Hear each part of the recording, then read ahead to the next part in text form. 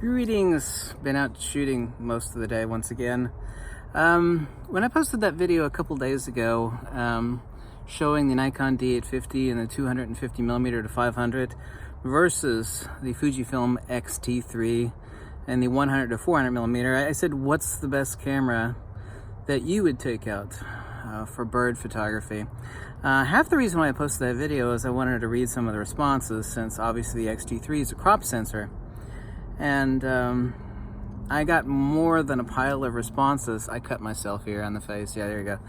I got more than a pile of responses telling people telling me that the X-T3 over that of the Nikon D850 had more reach.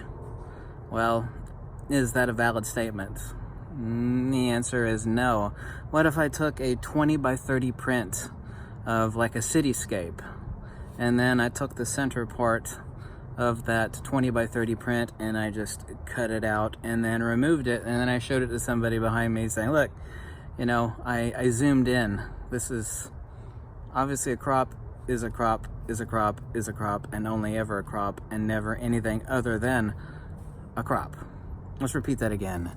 A crop is just a crop, and that's all ever a crop is. In fact, there's even a really large YouTube channel that's also incorrectly told people that crop sensor has a different depth of field. And obviously due to hubris, look up that word, hubris, H-U-B-R-I-S. Due to hubris, that video still remains. And of course it is completely accurate because every lens on Earth crops out the exact same light.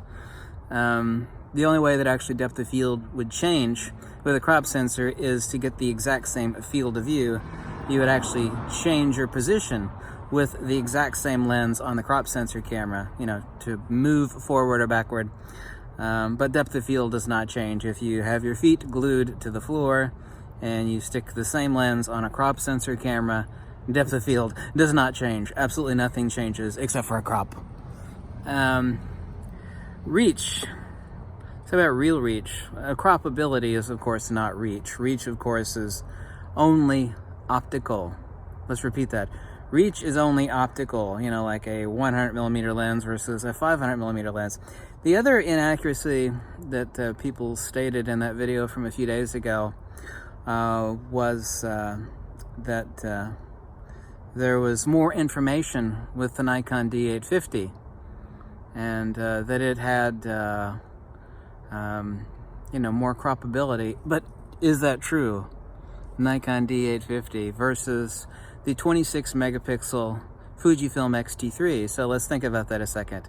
Which has more croppability? In this case, of course, we're not talking about reach, which is only optical, but croppability, which is kind of reach. You know, if you take like an old 12 megapixel Nikon D8, Nikon D3, you don't have much croppability because it's a 12 megapixel camera. So for wildlife photography, croppability is not that good, right? This is why you had to have the hardcore glass, because you couldn't crop it that much. Well, the Nikon D850 in crop mode is exactly the same as the Nikon D500, which is 20 megapixels. So if, say, we're taking a picture of the speckle-breasted woodpecker at 500 yards with the 200 to 500 and the exact same speckle-breasted woodpecker with a Fujifilm, let's just say it's the exact same focal length for sake of argument here, 400 millimeters. So which one are you able to crop more? Which is a type of reach? Well, the Nikon D850 in crop mode is 20 megapixels, so there's less translational information per millimeter of sensor on, obviously so, the Fujifilm X-T3. Actual pixel density is higher because obviously the Fujifilm X-T3 is already in crop mode, so you got 26 megapixels. It's not substantially different than the D850 in crop mode.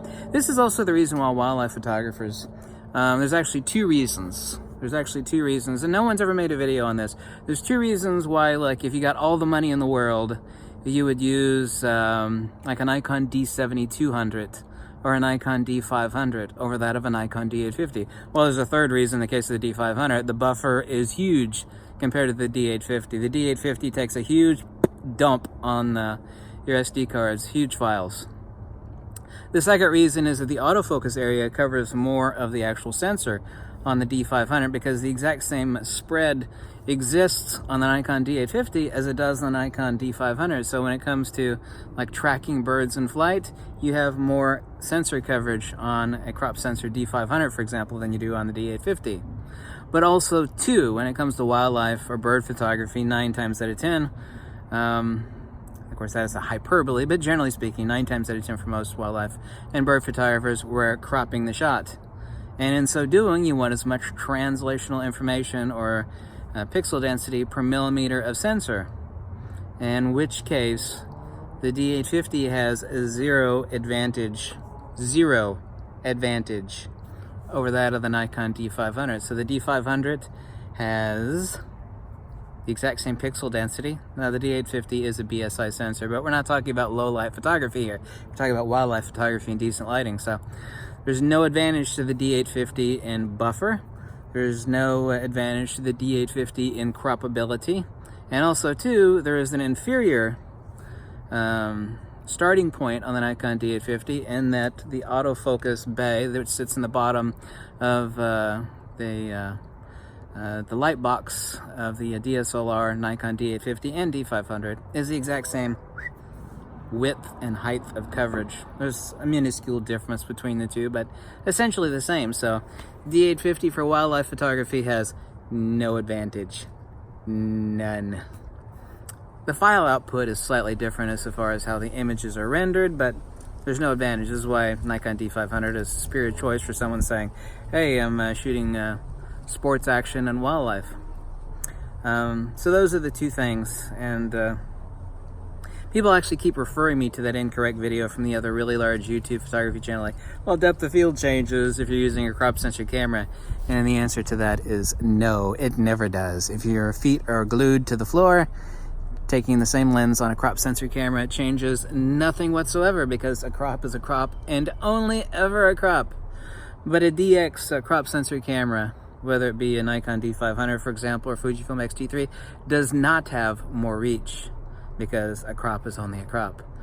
And second point being, people say, well, you know, the Nikon D850 is a 45 blah blah megapixel camera versus the 26 on the Fujifilm.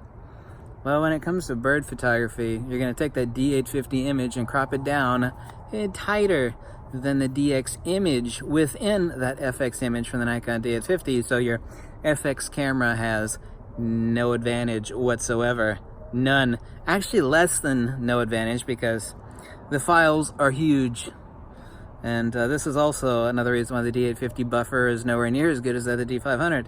D850 files, actually the lossless compressed RAW files, are the exact same size as my Fujifilm medium format camera. Yes, the GFX Fujifilm medium format file size on lossless 14-bit compressed RAW is the same size as that on the Nikon D850. They're huge, huge. So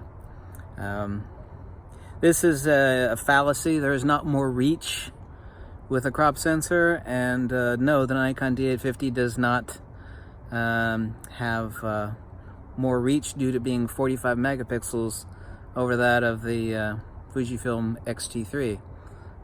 So for sports action wildlife, the answer is clear. The X-T3 is superior. I've been going back and forth also to the wildlife refuge the past few days with the on and off Fujifilm X-T3 and 100-400 with 1.4 teleconverter, and that of the Nikon D850 with the 200-500. I'm happy using either one, but the question is, which one would I rather take to the wildlife refuge? The D850 and the 200-500, or the X-T3 and the 100-400? And the answer is really easy. I would rather take the X-T3 and the 100-400, since a lot of people actually ask me that question. I hope you like these videos. If you do, you can always click the link below, because I don't sell anything. I don't have any affiliate links, and anything really helps a lot. Namaste. As I say in Russia, большое вам спасибо, и увидимся. You don't speak Russian, that's okay. And I'll catch you later. Welcome to sunny South Florida. Bye.